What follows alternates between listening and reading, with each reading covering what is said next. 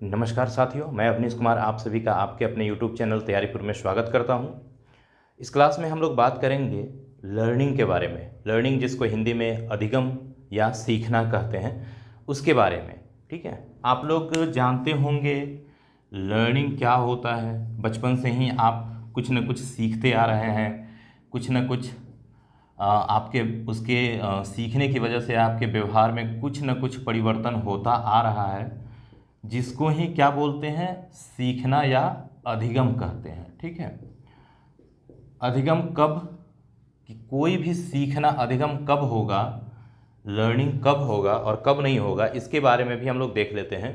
देखिए लर्निंग क्या होता है, तो अभ्यास और अनुभूति, मतलब प्रैक्टिस और एक्सपीरियंस की वजह से के परिणाम स्वरूप अगर आपके व्यवहार में या किसी के व्यवहार में कोई भी परिवर्तन हो रहा है, जो परिवर्तन किस नेचर का होगा, वो रिलेटिवली परमानेंट होगा। ठीक है, तो अगर वो अपेक्षाकृत अस्थाई परिवर्तन हो रहा है, परमानेंट चेंज हो रहा है, तो उसे ही क्या बोलते हैं, लर्निंग या अधिगम बोलते हैं या फिर सीखना बोलते हैं। ठीक है, तो इसी क्रम में एक डेफिनेशन देख लेते हैं, मॉर्गन एंड किंग ने क्या कहा है। तो मॉर्गन एंड किंग ने कहा है कि अभ्यास एवं अनुभूति के परिणाम स्वरूप आपके व्यवहार में होने वाले अपेक्षाकृत अस्थायी परिवर्तन को ही अधिगम कहा जाता है। ये डेफिनेशन किसने दिया है, ये डेफिनेशन मॉर्गन एंड किंग ने दिया है। मॉर्गन एवं किंग ने, ठीक है, किंग ने जो बातें कही हैं वो क्या कही उसने, कि relatively permanent change in behaviour, relatively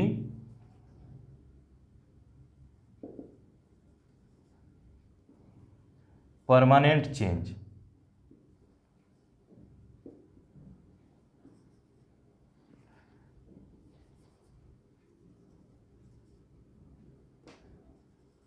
permanent change in behaviour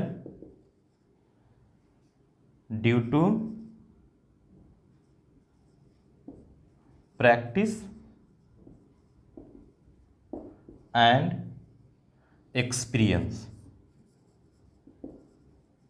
अब देखिए यहाँ दो तीन बातें आपको देखनी है, ध्यान रखनी है कि सीखना क्या हुआ। एक तो क्या है, relatively permanent change in behaviour, आपके व्यवहार में किस प्रकार का चेंज की बात हो रहा है, जो परमानेंट हो, ठीक है, अस्थाई हो। ठीक है, और उसके बाद क्या है, किसकी वजह से, प्रैक्टिस एंड एक्सपीरियंस की वजह से। अब यहीं से क्लियर हो जाएगा कि सीखना कब होता है और किस प्रकार की जो चेंज होती हैं उसको सीखना बोलते हैं। जैसे अब देख लीजिए कि अगर आप में अगर जो बिहेवियर में चेंजेस जो हो रहे हैं, जो बिहेवियर में चेंज हो रहा है, अगर वो मैचुरेशन से होता है, मैचुरेशन की वजह से हो, या फिर किसी एक्सीडेंट की वजह से हो, या फिर किसी ड्रग्स की वजह से हो, या फिर इलनेस की वजह से हो। ठीक है, अगर इन सब की वजह से आप में चेंजेज हो रहे हैं तो इसका जो नेचर होगा वो क्या होगा, अस्थाई होगा।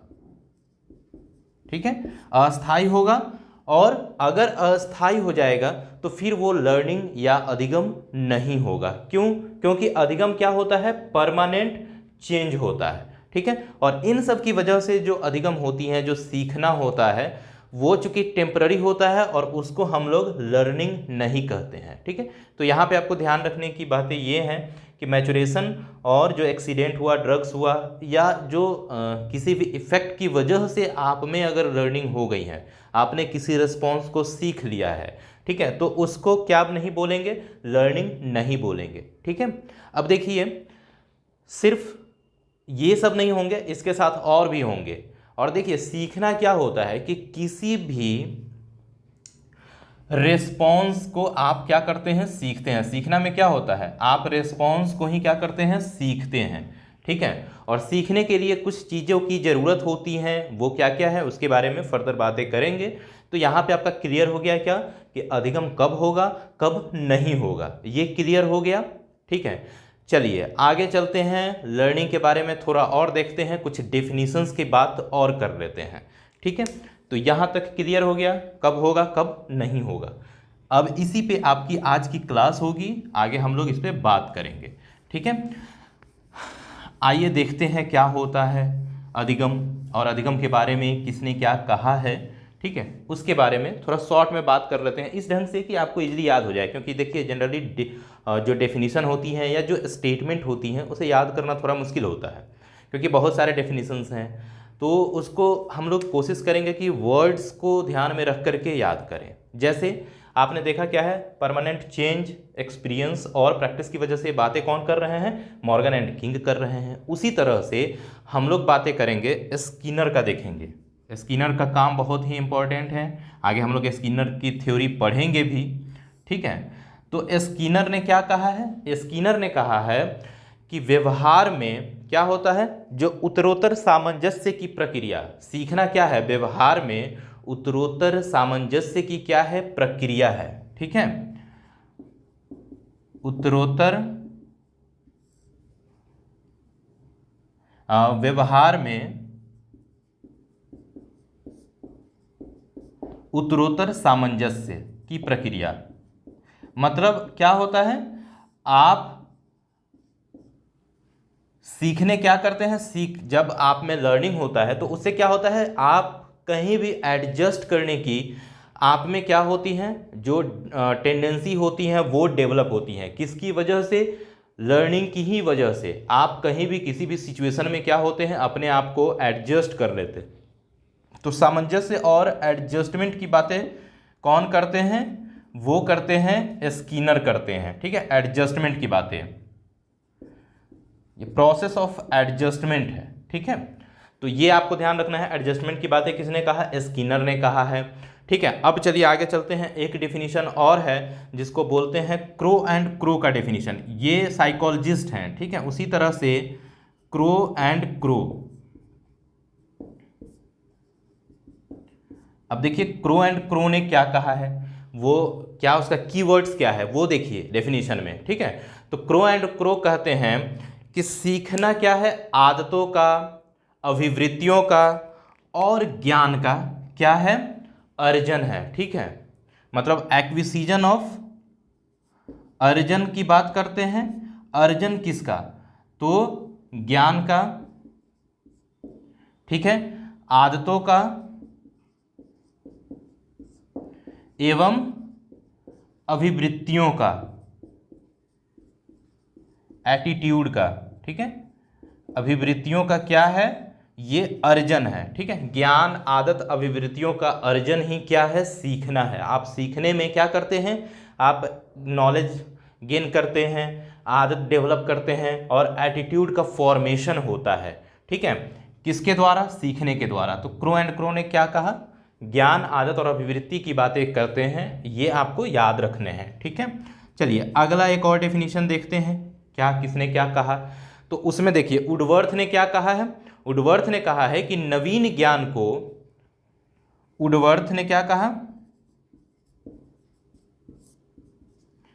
नवीन ज्ञान को पुराने ज्ञान से जोड़ने की क्रिया ही क्या है, नवीन ज्ञान प्लस पुराना ज्ञान जोड़ने की क्रिया ही क्या है, वो है सीखना है, अधिगम है, लर्निंग है। ठीक है, ये किसने कहा है, तो ये वुडवर्थ ने कहा है। ठीक है, चलिए अगला एक और डेफिनेशन देखते हैं, गैरेट ने क्या कहा है। ठीक है, गैरेट ने कहा है कि learning is an organisation of क्या है, बिहेवियर। गैरेट ने क्या कहा, गैरेट ने कहा है कि सीखना क्या है, ये आपके बिहेवियर का ही क्या है, ऑर्गेनाइजेशन है, मतलब संगठन है, आपके व्यवहार का संगठन है। ठीक है, learning is an organisation of behaviour.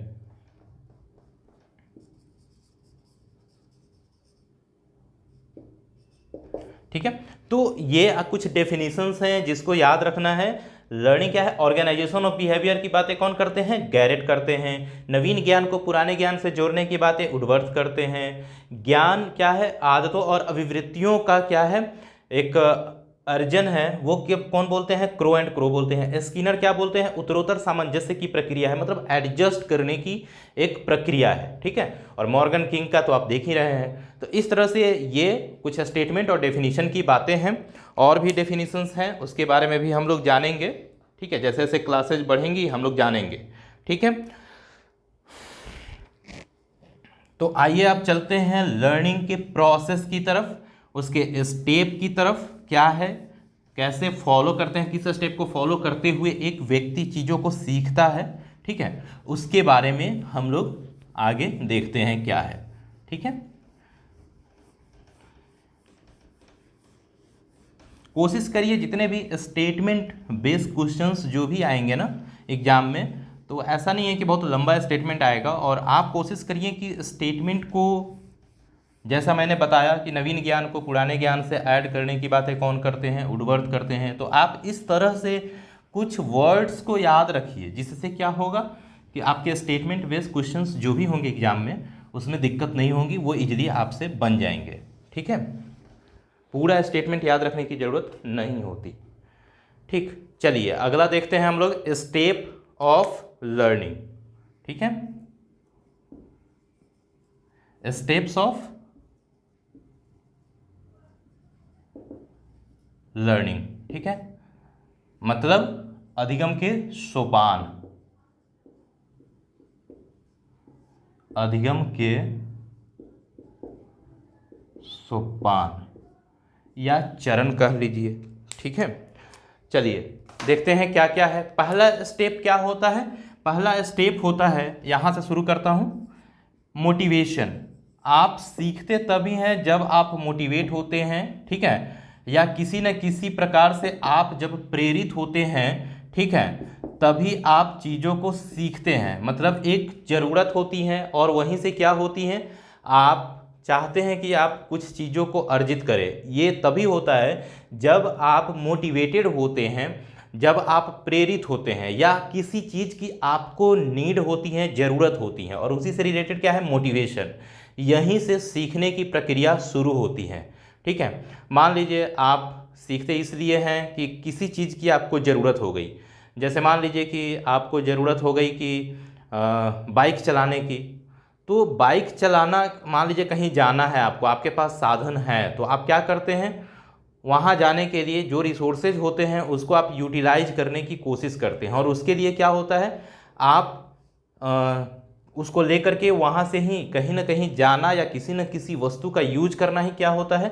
एक नीड है कि हाँ हमको वहाँ जाना है, हमें ज़रूरत है, और इसीलिए आप क्या करते हैं? सीखने की प्रक्रिया में इन्वॉल्व होने लगते हैं या हो जाते हैं। तो कहीं ना कहीं एक नीड या मोटिवेशन की ज़रूरत होती है।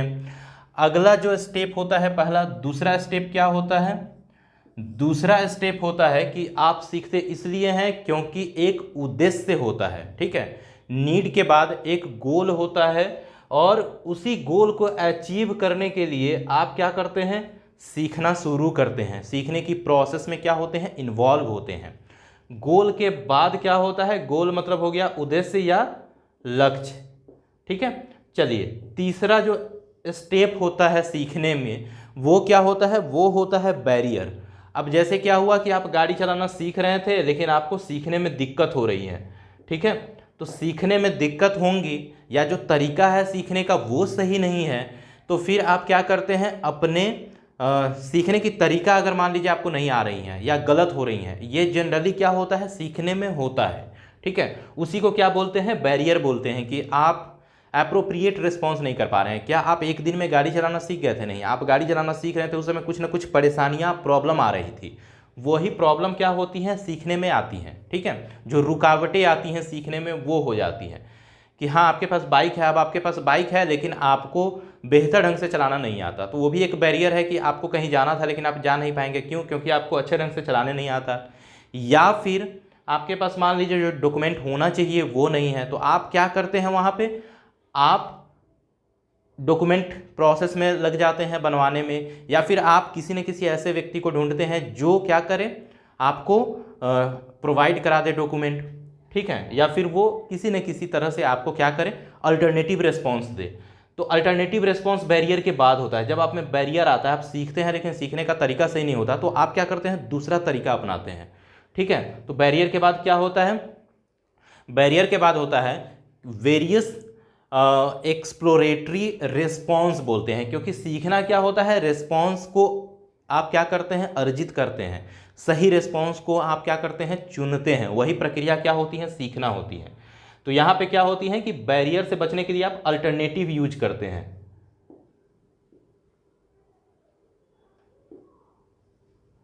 ठीक है, अल्टरनेटिव रिस्पॉन्स, या फिर इसी को क्या बोलेंगे, इसी को बोलते हैं वेरियस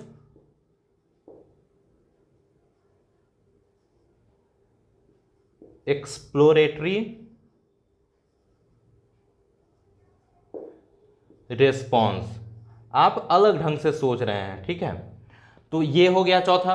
अब आइए फिफ्थ, जो आपका स्टेज होगा, फिफ्थ क्या होगा, तो फिफ्थ में होता है कि आप सीखते हैं, उस दौरान अगर जब तक आपको कुछ उसका बेनिफिट ना मिले, फ़ायदा ना मिले, आप क्या करते हैं, आप सीखने की जो प्रक्रिया होती हैं उसमें आप लगे नहीं रह सकते हैं। मान लीजिए आप कोई काम कर रहे हैं, सीख रहे हैं, और बीच में आपको या तो रिवॉर्ड मिलना या पनिशमेंट मिलना, ये बहुत ज़रूरी होता है, मतलब कि रीइंफोर्समेंट का भी यूज होता है सीखने में, ठीक है। तब यहाँ पे क्या आता है फिफ्थ स्टेप में, रीइंफोर्समेंट। रीइंफोर्समेंट मतलब होता है कि आपको पुनर्बलन दिया जा रहा है, पुरस्कार या फिर दंड या पनिशमेंट के रूप में। सही रिस्पॉन्स कर रहे हैं तो आपको रिवॉर्ड मिलेगा। उसी की वजह से कहीं ना कहीं रीइंफोर्समेंट का रोल कहाँ पे होता है, वो आपके बिहेवियर में अस्थायित्व लाने के लिए, जो सही रिस्पॉन्स है उसको बार बार करने के लिए ही क्या ज़रूरत होती है, रीइंफोर्समेंट की ज़रूरत होती है। रीइंफोर्समेंट के बाद 6 में क्या है, तो 6 में होता है इंटीग्रेशन।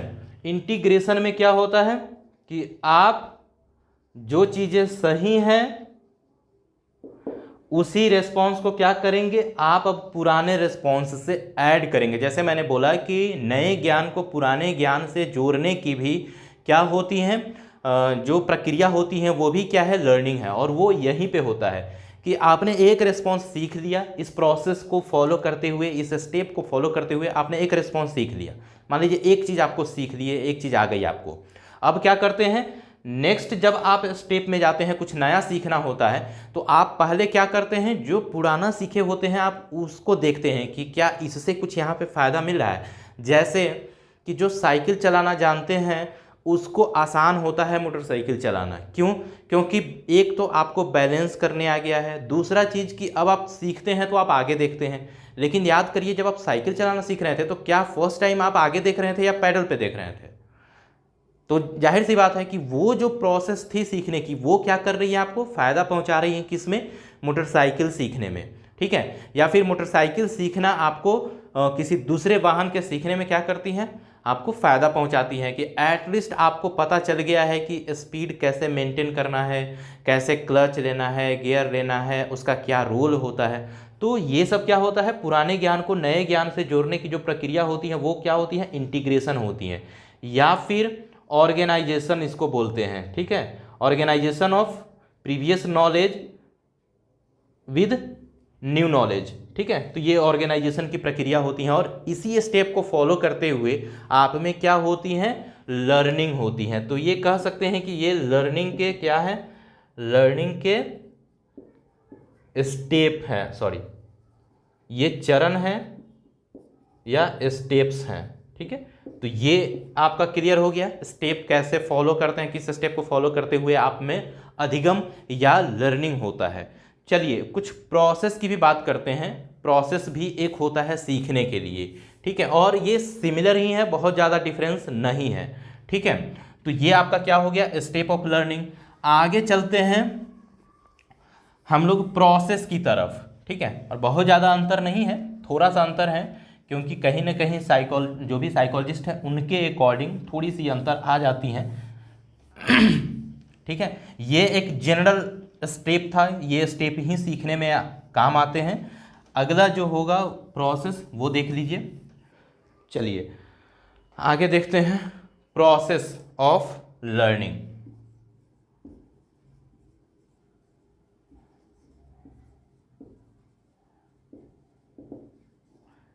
सीखने या अधिगम के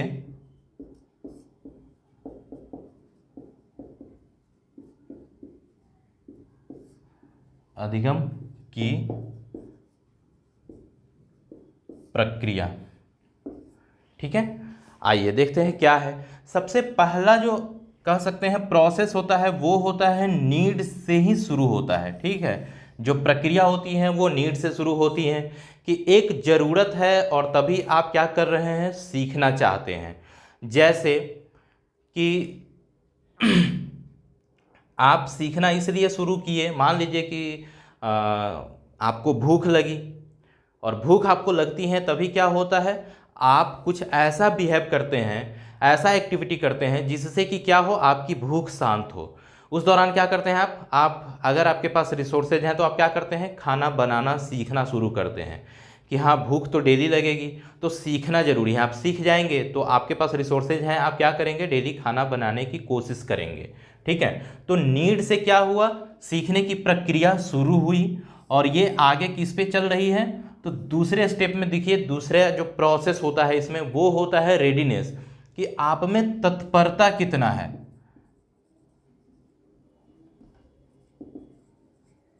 ठीक है, तत्परता।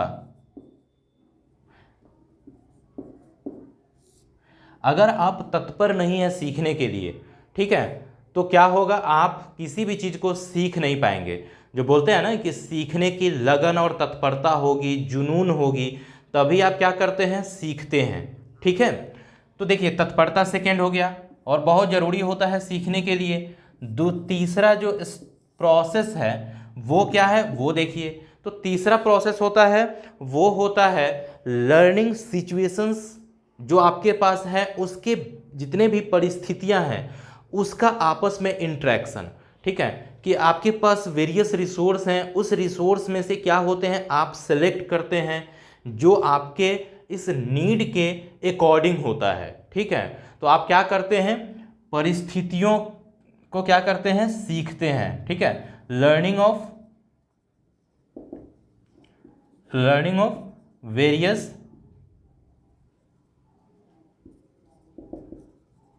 सिचुएशंस। और क्या होता है, वो सिचुएशंस में क्या होते हैं, तो इसमें क्या होता है, इंट्रैक्शंस होते हैं। किसमें, जो भी वेरियस सिचुएशंस हैं आपके पास उसमें क्या होते हैं, एक तरह से इंट्रैक्शन होगा, अंतःक्रिया होती हैं। ठीक है, इंट्रैक्शंस ऑफ वेरियस सिचुएशंस। अब सिचुएशंस आपके साथ में तो बहुत सारे हैं, आप कैसे सीखे, कहाँ सीखे, किस प्रकार से सीखे, और उसमें से जो अप्रोप्रिएट होता है आप उसके साथ ही क्या करते हैं, जाते हैं, उसी के अनुसार सीखते हैं। अब आइए फोर्थ प्रोसेस देखते हैं क्या होता है।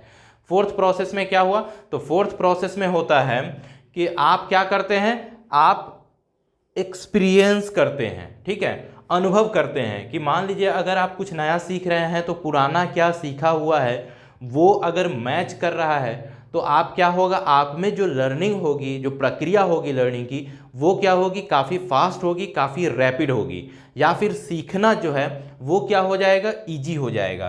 तो आप क्या करते हैं, एक्सपीरियंस करते हैं। ठीक है, एक्सपीरियंस होता है। ठीक, एक्सपीरियंस में क्या हो गया आप जान गए। अब चलिए फिफ्थ प्रोसेस की तरफ। जो फिफ्थ प्रोसेस होगा सीखने में वो क्या होगा। ठीक है, और सब देखिए सबका कहीं ना कहीं एक दूसरे से ये रिलेटेड होते हैं, एक फॉलो करते हुए ही क्या होता है, जो अधिगम होता है, सीखना होता है, वो होता है। तो एक स्टेप को फॉलो करते हुए होता है। स्टेप क्या होता है वो समझ गए। प्रोसेस में अगला क्या होता है, चेंज इन बिहेवियर। अब एक्सपीरियंस आपने किया कि हाँ आपके लिए अमुक या पार्टिकुलर जो सिचुएशन है वो क्या है, आपके लिए बेहतर है, उससे क्या हुआ एक्सपीरियंस, और उसी से क्या हुआ, आप में अब जो कह सकते हैं कि जो आपका बिहेवियर में चेंजेज होता है वो इसी के अकॉर्डिंग होता है, ठीक है, क्योंकि सीखना क्या है, चेंज इन बिहेवियर ही तो है। तो अगला प्रोसेस क्या होगा, चेंज इन बिहेवियर, अगर वो अकॉर्डिंगली है आपके एक्सपीरियंस और सिचुएशंस के, तभी क्या होगा, आप में जो चेंज इन बिहेवियर है वो इस प्रोसेस को भी क्या करेंगे आप में घटित होगा, ठीक है। अगला चलिए, अगला क्या होगा, पांचवा के बाद छठा प्रोसेस में क्या होगा वो देख लीजिए। तो छठे प्रोसेस में क्या होता है, आपके बिहेवियर में क्या होता है, परमानेंस आता है, ठीक है, वो अस्थायित्व आता है, ठीक है, क्योंकि सीखना क्या है, अस्थायित्व है, किसमें, इसी में तो अस्थायित्व है ना, आपके बिहेवियर में, जो चेंज बिहेवियर में हुआ उसमें अब क्या होगा, अस्थायित्व आएगा। अगर ये एक्सपीरियंस आपका अच्छा रहा और उससे कुछ बिहेवियर में चेंज होगा और आप क्या करेंगे, अब इसी रिस्पॉन्स को, जो चेंज इन बिहेवियर है वो क्या है, रिस्पॉन्स है, तो इसी रिस्पॉन्स को आप क्या करते हैं, इतनी बार करेंगे कि इससे क्या हो जाएगा, बार बार इसी को करेंगे और इसी से क्या हो जाएगा, आप में अस्थायित्व आ जाएगा, परमानेंस के जो गुण होते हैं वो आ जाते हैं, ठीक है, आप में ये आ जाएंगे। क्यों, क्योंकि चेंज इन बिहेवियर अगर क्या एक्सपीरियंस बेहतर रहा, अच्छा रहा, तो इससे आपका रिस्पॉन्स जो है वो सही होगा और इसी रिस्पॉन्स से क्या होगा, अस्थायित्व आएगा इसी रिस्पॉन्स में, ठीक है। चलिए आगे देखते हैं।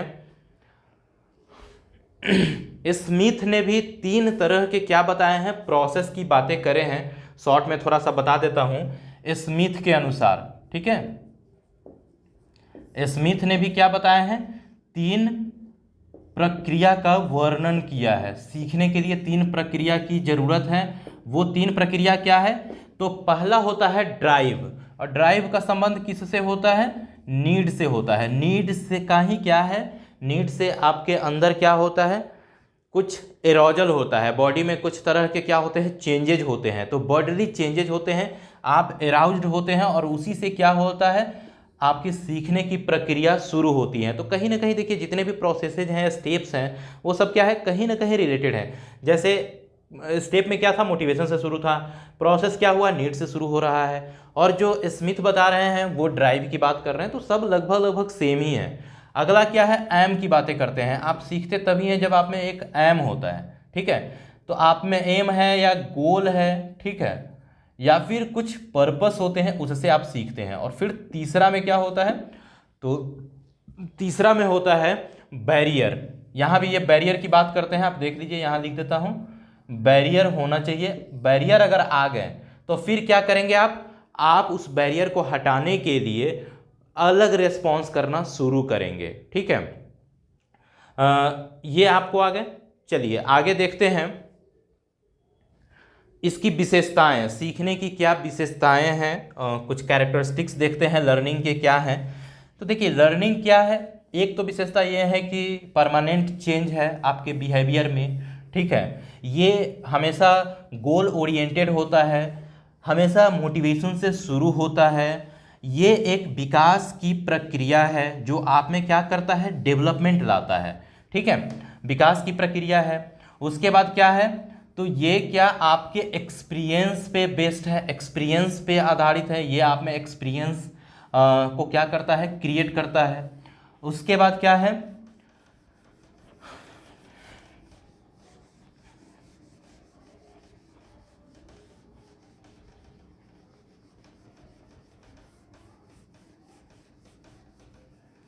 तो यहां तक आपका क्लियर हो गया।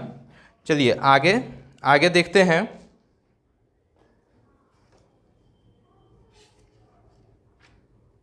सीखना क्या है, सीखना एडजस्टमेंट की प्रक्रिया है, जैसा कि किसने कहा है, स्किनर ने कहा है, एडजस्टमेंट की प्रक्रिया है, डेवलपमेंट लाने की प्रक्रिया है, रिलेटिवली परमानेंट चेंज होता है इसमें। उसके बाद क्या है, इससे आपका जो पुराना ज्ञान है वो क्या होता है, स्ट्रॉन्ग करने की प्रक्रिया है, ठीक। तो ये सब क्या है, विशेषताएं हैं, और विशेषताएं आप जान सकते हैं, समझ सकते हैं, मैंने बता भी दिए हैं कुछ विशेषताएं, और इसी विशेषताओं से ही क्या होता है, आपका लर्निंग डिफाइन होता है, और उसी को आप क्या बोलते हैं, लर्निंग बोलते हैं। तो इस क्लास में आपने देखा कि लर्निंग क्या है, डेफिनीशंस क्या हैं, प्रोसेस क्या है, इसके क्या स्टेप्स हैं, और कुछ डेफिनीशंस आपने देख लिया। अगले क्लास में हम लोग देखेंगे जो लर्निंग की थ्योरीज हैं, ठीक है, उसके बारे में हम लोग बात करेंगे। जैसे बिहेवियरिस्टिक थ्योरिस्ट हैं, उसमें कौन कौन है उसके थ्योरी को देखेंगे। जैसे हम लोग आगे अब अगले क्लास में हम लोग पढ़ेंगे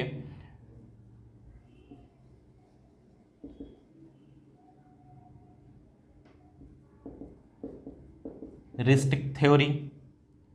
इसमें किसका किसका पढ़ेंगे, तो इसमें पहला तो पढ़ेंगे हम लोग थॉर्नडाइक की थ्योरी पढ़ेंगे, और दूसरा पढ़ेंगे हम लोग स्किनर की थ्योरी, जिसको क्या बोलते हैं, ऑपरेंट कंडीशनिंग, और इसी को इंस्ट्रूमेंटल कंडीशनिंग भी बोलते हैं। तो ये थ्योरी पढ़ेंगे, इनकी थ्योरी भी पढ़ेंगे, लर्निंग थ्योरी